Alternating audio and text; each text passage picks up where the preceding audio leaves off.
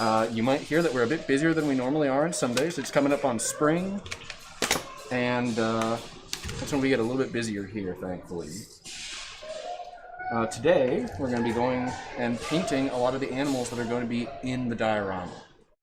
Not all of them, but most of them. And we're going to also use this as an opportunity to go over why animals are certain colors, why they may have certain patterns, and what things in nature kind of determine that and can influence that in a population of animals. And I'm going to start by showing you the animals we are painting today. So one of those is going to be an animal that's quite a big favorite of mine, and that is the Columbian Mammoth. So I'm just going to move that so it's easier to see. So this is primed. It's not going to end up being this color. The Columbian Mammoth is one of many species of mammoth. They were thought to likely be hairless in contrast to the woolly mammoth. They also were a bit larger than the woolly mammoth. Standing around roughly the size of an African elephant, and they were quite prolific grazers. You might recognize them from when we talked about potentially re-releasing mammoths into the wild. They were the species that we focused on for that live stream. Now, being that they are large and hairless and closely related to elephants, they were likely mostly gray in color, and probably only had a slight bit of fine covering of hairs. So first we are going to just get a base coat of gray on the animal. So there are certain principles in nature that do govern color. Generally, you're going to have stuff like size, habitat, and also typically what the animal eats may govern the coloration of animals. So a large herbivore, especially in an open area, really isn't going to hide from predators potentially, and they also need to be able to not be a super dark color so that they don't absorb a lot of heat. You want to be able to reflect as much heat as possible. So being a grayish color gives them just a little bit of camouflage, but also it doesn't trap as much heat. It doesn't attract as much heat as just being jet black. You'll notice that also large animals, especially herbivores, tend not to have a lot of patterning. They tend to be relatively plain colored. And there are some reasons for that, especially with mammals. Generally is because mammals don't use a lot of bright colors during mating or courtship. So we have a few guests too. We're gonna have people walking by every now and then. But generally, since mammals don't use coloration and stuff to attract a mate, there's not a huge reason for elaborate coloration. And with large body size, there's also not a lot of reason for camouflage, as we said before. But Columbian mammoth are an animal that we have a relatively good fossil record of. They're relatively common. They're a large animal, which helps them preserve very well. And they were also quite prolific, meaning that there was a lot of chances with Columbian mammoths for them to fossilize. And the fossil record, as you probably heard from a lot of people, it's not unbiased. The fossil record tends to preserve large animals with hard parts a lot more frequently than it does small animals with not as many hard parts. It's why you have these big fossils of stuff like T-Rex, whereas little birds and mammals from the Cretaceous are a lot less common. Yeah, so generally we want to get a nice even coat on these. We're going to paint the tusks after we paint most of the mammoth. So we're going to move on to another animal that is really similar to a mammoth, overtly, but they're actually not quite the same animal. And that is what we call a Gompythere. Gompytheres are what we call proboscideans. So they're in the same general group of animals as elephants, mammoths, and mastodon, But Gompytheers aren't in the genus Elephas. The cool thing about Gompytheers is that they are the only proboscideans that we know of to have actually inhabited South America. Mammoths, elephants never actually managed to get to South America. Mastodons did not either. But Gompytheers, like this stegomastodon, actually are represented in the fossil record, with some individual skeletons and things being found in South America, which makes them rather special.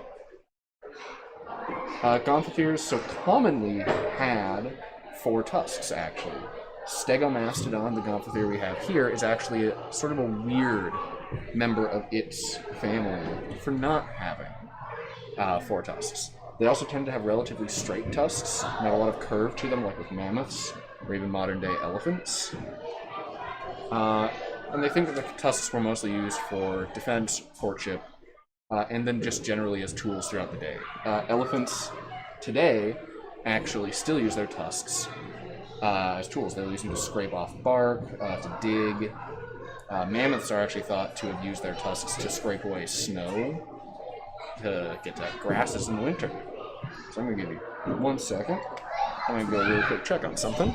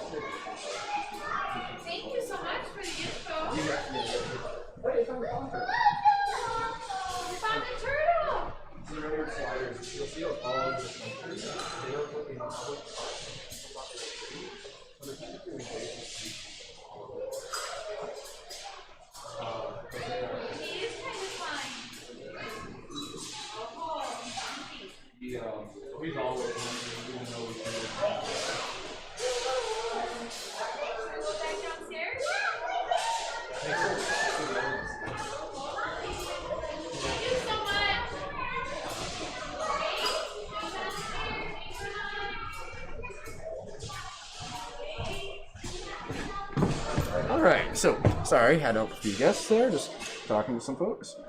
But yeah, so back on what I was talking about with the Gompytheers is that they are a group of animals we don't often hear about. Gompytheers often, despite living at the same time and place as far better known animals like mammoths, they don't show up a lot in media. And I think a lot of that probably comes down to not wanting to confuse audiences who may not be able to tell or really distinguish between two large proboscideans, two large tusked and trunked animals really easily. A lot of stuff in paleomedia oftentimes does boil down to what are people going to remember and visually understand very easily without listening to any narration or talking heads. And oftentimes that leads to sort of a flattening of these times where we simplify them down, where you'll see these ecosystems that aren't quite complete, not just because of the fossil record, but also just because they need to be simplified for an audience's consumption. So one of the other things about Gompytheers is they likely had a slightly different diet than mammoths. Mammoths were more open grassland grazers, where Gompytheers likely inhabited those mixed forest grassland areas, a little bit more kind of almost bridging the gap between a mastodon and a mammoth ecologically. So they had a lot of versatility. So we're actually not entirely sure why they went extinct. With a lot of animals from the last ice age, we do still have a little bit of a mystery on why did they go extinct. It's often thought to be a mix of climate and habitat shifting and human hunting. And there is evidence of both mammoth and Gompythere being hunted by humans and processed. We have some Gompythere bones in South America that have evidence of being cut with stone tools, and we have a lot of art made from mammoth ivory, actually. It's very common in museums that get Neolithic art to have a couple little carved things made out of ivory. And in North America, where they don't have elephant species native, mammoth would have been the only option other than maybe Gompytheres and mastodon. And mammoth were by far more common than the other proboscideans in North America. During the Ice Age, grasslands were a lot more prevalent, just because of the climate. Grass can handle higher seasonality really well, and that led to the mammoth. So an environment called the Mammoth Steppe, which stretched from North America all the way into Siberia and into Europe. But it led to an environment where, being that there was a lot of open spaces, the mammoth were pretty well specialized to just dominate that habitat, which led to a lot of other proboscideans having to specialize into more niche things to avoid competition. Which, anyone who's been watching the live streams knows that's niche partitioning. I've talked about that quite a lot on our live streams. And it's often the driving force of specialization in animals, where animals will specialize into very specific things to help them eat specific foods, take advantage of these food sources that may be in hard-to-reach places. And it doesn't just come into play with our big proboscideans here, but also stuff like our Sabertooth Cats. Sabertooth Cats were very well specialized to avoid competition with other felids by, instead of being generalists and hunting prey of all sorts of different sizes, by specializing in hunting really large prey, like these large mammals that I'm painting right now. If you could take advantage of that food source where other animals couldn't, you're pretty well set. But when the environment shifted and those large herbivores went extinct, that is generally accepted as one of the big things that hurt the saber-toothed cat's survivability. It's a lot like modern-day cheetahs, where when you get a little bit too specialized for something, and stuff starts happening, stuff starts changing, it's really hard to adapt. Cheetahs today are our poster child for being a species that is constantly in trouble. Their population is so low, they have very minimal genetic diversity. They're all within, I think, like third or fourth cousins or something of each other. It's something extreme like that, where they're incredibly susceptible as a population to disease. Simply because if one of them can catch something, it's likely they all can catch it. Yeah. So we are going to move on to another animal, and this is kind of a favorite of mine, and this is the giant ground sloth. Giant ground sloth were actually relatively common. Sloths used to be a much more diverse group of animals than they are today. Today we have two groups of what are called suspensorial sloths, which means they hang from trees, suspended by their arms. It's often called the biological hammock strategy of climbing, because it resembles how you hang a hammock from a tree. But in the past, sloths were actually pretty diverse and pretty successful. You had everything from what I'm painting right now, which are large, ground-dwelling herbivores, and even stuff like, let's say, semi-aquatic sloths. In South America, off the coast of Peru, there's a species called Thalassocnus, which basically was a amphibious sloth. It would swim out into the ocean and eat marine plants, as on the land there wasn't a lot of food available. But it was large enough where it could handle the rougher waters and pull itself with its front legs, these big, you can see its big arms the ground sloths often had, and pull itself along the bottom of the ocean and basically eat the grass while it did so. They are pretty remarkable, just in the fact you had everything from sloths roughly like my size as a person, all the way to sloths that were comparable, as you can see, in size to mammoths, to elephants. The sloths in North America, due to the colder weather, actually did trend towards being larger. That larger body helped conserve body heat, because sloths don't have nearly as efficient a metabolism, a way of keeping their body temperature stable by their own means without utilizing their environment. So being large simply helped them retain body heat. But at the end of the last ice age, when the world started to warm up, those large-bodied sloths had a disadvantage of it was also a lot tougher to cool down, because they retained heat very efficiently, but they didn't lose it very well. So that's a case where the climate and weather shifts were really harsh for some animals. Sloths also were eaten by people a little bit, but not nearly as much as you'd think. The giant sloths were generally pretty tough animals. They have what we call osteoderms, which are floating bones under their skin. There's actually a really great, in Peru, mummified skin from an ancient ground sloth that has these osteoderms in it that shows it kind of works like scale mail armor to protect them from predators. So I'm basing these in gray first, but I'm going to add more color as I paint them. The giant sloths were thought to mostly have hair. Some of them were thought to be hairless, though, just as large animals also do tend to have less body covering. Stuff like feathers and fur become less necessary for retaining body heat. In the last ice age, it was really unique that we had a lot of large, hairy animals like mammoths and rhinoceros. And that's simply because of the extreme cold weather of winters. But a lot of those animals likely did have seasonality to their hair covering.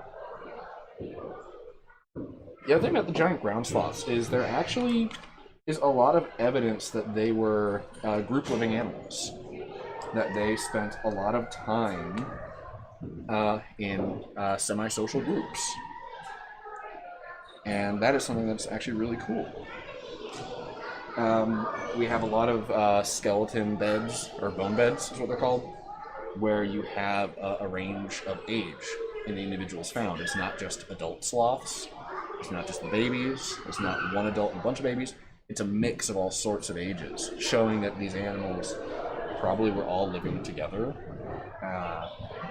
Where you had some of the youngsters in the group, but you also had a decent number of adults simply hanging around, which is a great social behavior and a great defense against predators. As an animal, if you have, just generally, having more eyes to look out for predators is a huge, huge advantage. They are able to spot potential danger a lot quicker, and they're able to put up a little bit more resistance in the case of an actual threat. So the animal that I'm painting right now is in the general group of animals called Glyptodons. This is Dodecurus. They're actually really close relatives to modern-day armadillos. And they were really fun animals. They actually did make it all the way up into North America. But they had these massive, I'm going to show you on the better painted one, these massive domed shells, which offered a lot of protection. And a lot of them, although not all of them, had these big spiked clubbed tails, which they think were used not just for defense against predators, but also for I think it's interspecific is with the same species, yeah? Like No, intraspecific combat. I believe. We can always double check that, or someone can always double check us in the comment section. Also, how's the floor looking for busy today? If it's a bit busy, it's alright. If you don't need to do this, I can handle this. Yeah, I was just coming up here for a second. Yeah. Interspecific, existing or occurring between different species. Cool, so there's interest. Yeah. But yeah, so the Glyptodons are also an animal that those large shells would protect them from large predators. Stuff like Smilodon wouldn't have actually been able to bite through those easily. Those long teeth are pretty fragile, so that's a great way to defend yourself when there's a large predator that's going after big prey. If you have something hard that it's not going to want to bite, it's going to help a lot in deterring a predator. Does anyone have any questions you want to ask? Because the other thing is this isn't just educational for talking about these animals, but it's also talking about how we make new exhibits. Generally, with new exhibits, there's a lot of lead time we put on them. So we want to make sure you have stuff handled in advance. You don't want to leave everything up to the last minute in case you have some sort of, let's say, like a technical snafu. Just the other day, our 3D printer part broke down on it. So our printer is currently not up and running, which is why I'm very happy that I printed, or having printed at another location, these animals ahead of time. I didn't wait for us to get the table and then start printing. Otherwise, we would actually be put back quite a bit behind schedule on having everything ready. And that's why I'm able to still do these paintings. I had a lot of these animals done well in advance. Another one was I had a few things to go get scanned, and it turns out the files that I had, or not the files, but the objects I had to get scanned were too small for that particular scanner. But luckily I have enough lead time where I can then look to another method to make those particular animals.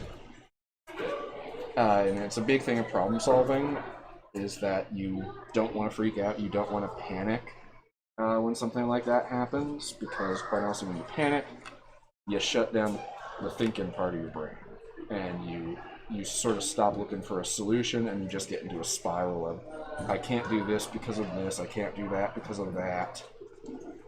And it's always good to approach things as okay, well, what can I do? What can I actually get done still? What are other ways to achieve the goals I've already set out?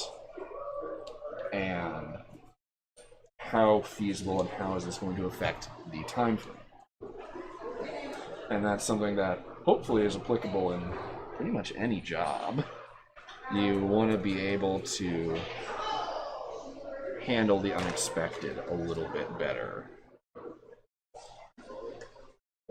I'm going to let some of these dry for just a little bit.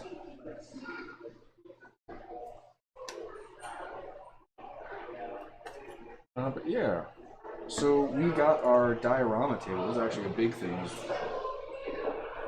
We have the actual table itself in the building. So it's not quite ready, as you can tell. I'm still working on the animals and stuff.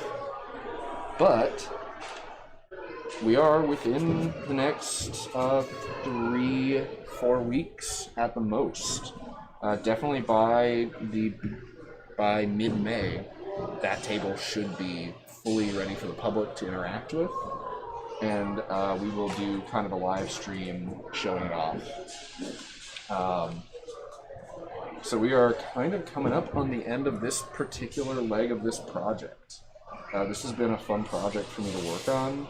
I am really interested in stuff like prehistoric animals, specifically stuff from the last ice age.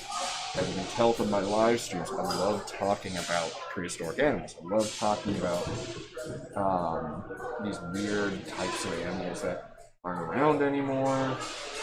And it's a great way to, one, share that with everyone else, but also get people more interested, because the more we understand about those animals and how they were affected by the climate shifts of their time, the better we're going to probably be able to understand what's going on today during our own climate shift. And that's going to potentially help us save a lot of species, protect a lot of them from some pretty bad ecological catastrophes. Because right now, a lot of species are facing changing environments. They're facing weather that they don't normally see. They're facing temperatures they don't often see. Just last summer in the American Southwest, temperatures were too hot for a lot of birds to efficiently cool down, and there was a massive population drop because a lot of these birds were overheating, which is really dangerous. Birds have a slightly different way of cooling than mammals do, but also birds require water for some of the ways they cool themselves down. And in deserts and stuff where they don't have that, prolonged high heat can be really dangerous.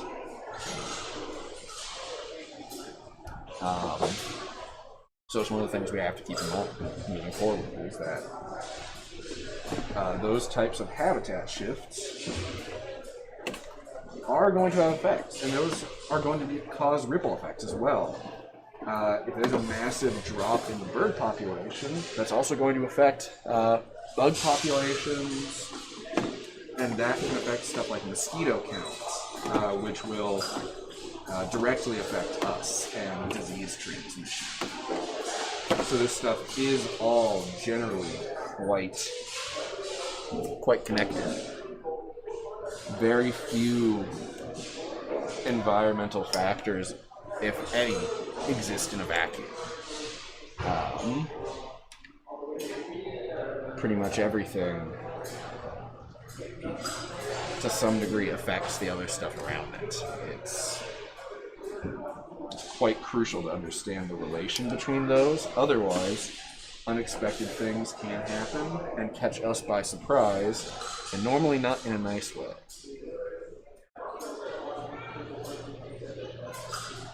So one of the things I'm doing with the ground sloths is I'm taking some inspiration from modern day relatives. So not just the suspensorial sloths of today, but other animals. So going over sloths a while ago, I talked about them being in the group of animals called xenarthrans. And xenarthrans also includes stuff like armadillos, but also anteaters.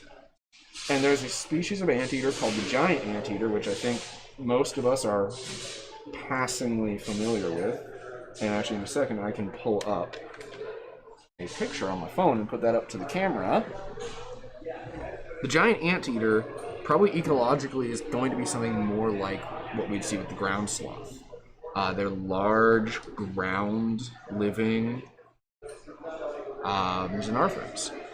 So their color pattern is probably going to be more similar to the ground sloths, who are also large, ground-living xenarthrans. While their diets are likely different, the same principles and stuff probably would apply. So you can see that is a giant anteater. They have that beautiful black stripe, and there is a really unique reason for that, and I'm going to get a picture that demonstrates that. So that is actually used to help their young. You can actually see there's a little baby right there. It helps the baby blend in when they're sitting on the adult's body. That way, if a predator shows up, they're not just going to immediately go for the baby. They may not even notice the young anteater on its back. But another anteater species that I'm also going to reference is a Temendua. Temendua are slightly climbing, but the other thing is they have a very interesting coloration, so it's one that I thought would look good on the table as well. While they are somewhat arboreal, they're also ground traversing animals. Let's see what we got here.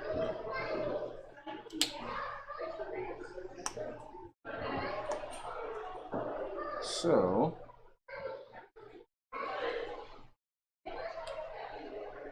generally though, what I like to do when I'm painting as well is go over things with a few coats, and you can even layer colors,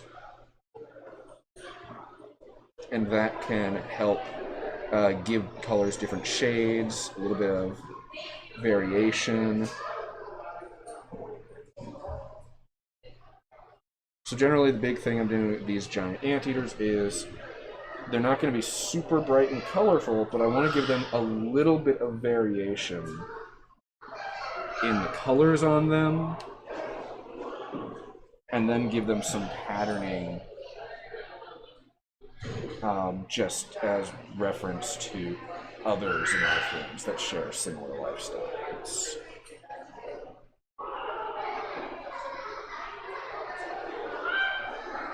And this is a big thing with paleo art, is knowing what, basically all of it is speculation, but knowing what speculation is founded in an educated guess, and what speculation is simply that, is simply something like, well, what if it was this color?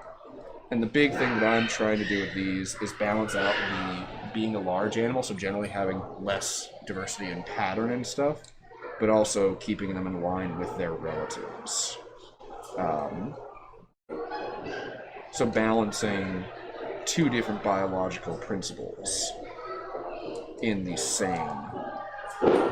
animal. And that's a big thing with animals, is oftentimes people learn one biological rule and go, okay, so, you know, like animals in colder places tend to be like white, or tend to be a certain size. But there are other factors as well, and these will interact with each other that control the physical traits of animals, that determine them.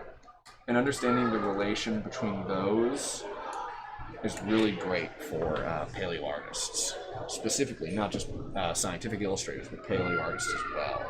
It helps make educated guesses that are potentially more accurate, at least biologically,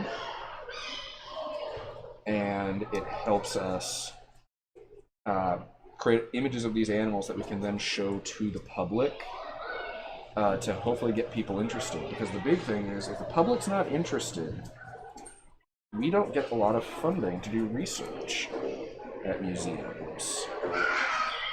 And that is one of the reasons why certain species tend to have a lot more research on them. We research stuff like mammoth, stuff like tyrannosaurs, a lot more, simply because people are quite interested in it. being popular does really help get the public up in arms and go, hey, we should know more about that animal. And that is a big part of museum research. So that's kind of a double-edged sword, but that's a big thing, is that you guys at home, the public, can really help us know what we want to research, what you guys want to know more about. Which is one of the reasons I always ask if people have questions, because that's something I can then go and look up. That's the other thing, is the great thing about the modern age is we all have a computer at our fingertips, for the most part. And this is a big shift in a lot of scientific research and fields, is that it's no longer just about knowing all the information when it wasn't easy for the public to access. Just knowing all that stuff was a huge deal. But nowadays, with the internet and the knowledge of how to do proper research online, anyone who, even if they're not trained in a field, can look up information on specific fields and understand subject matter to some degree. The big job for scientists nowadays is not just knowing the stuff, but knowing ways to help people interpret information, help people comprehend it. Because oftentimes, a lot of these fields do require a lot of training and education before you get into the really specialized areas to know different terms and definitions that may not be elaborated on. And that means having a scientist perspective who can help make those things that the average person may not have the training for, can help them understand these concepts a lot easier. Science is becoming a lot more about how you communicate this information, how you communicate these principles to people. And I rather like that. It does mean there's a lot more face-to-face work, which a lot of people get into some sciences, specifically wildlife, museum stuff. They aren't always getting into it to deal with people all the time. But it is a thing that's really important if we want actual change. It's why climate scientists put a lot of work into explaining things. Because they know it's a field that's really controversial. They know it's a field with a lot of differing opinions and a lot of people who don't have training weighing in on it. So they know they have to put in a lot of work. Otherwise, the public may not have a good grasp of these issues and may make poor decisions when it comes to how they vote, who they vote for, and decisions that they back.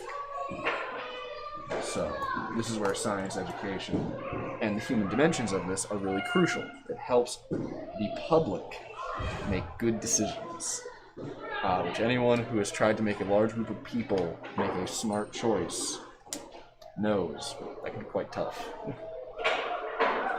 And when you're the expert on something, people don't always listen to the experts. As we've seen in the past, oftentimes you'll get stuff where experts can tell you something's not a good idea. People will do it anyway. But this is also why you have to be transparent with the public. Not being transparent leads to people thinking you're being secretive and you're only releasing certain information. You need to make sure the public knows where you're getting your information, how you're getting it, which in and of itself, actually, for me, is rather interesting. And that's something I have a whole live stream planned, actually, for showing how I do my research for my live streams. And I'm sure in that one I'm going to give some of my high school teachers some heart palpitations. There's a lot of ways to do good research as well, just as someone interested in a topic. And there's a lot of good tools at our disposal, again, in the modern day. And there's ways to use those tools efficiently. So like a big one is, you don't want to just Google something and leave it at that. You don't want to just find the first result. The big thing you really want to do is use Google as kind of a library. And that's going to help you narrow down your research. And it'll hopefully lead to you finding better sources of information.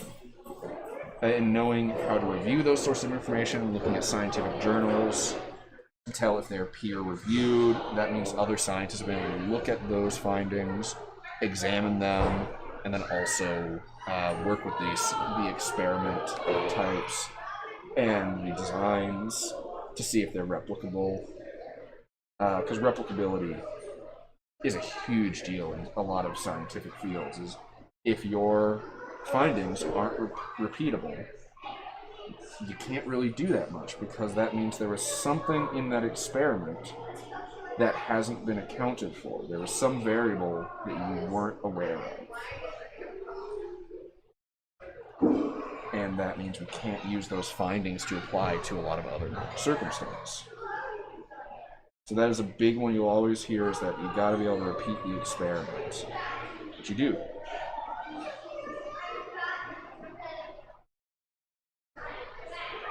So, you can see I'm adding kind of a big stripe on the side on their fur.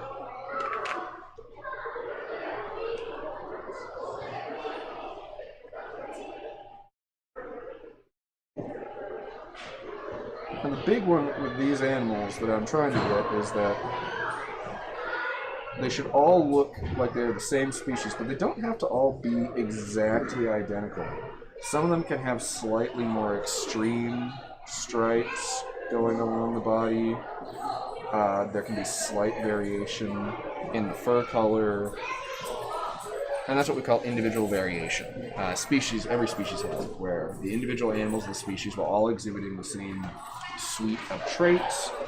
Some of them are going to be more extreme than other individuals in that population.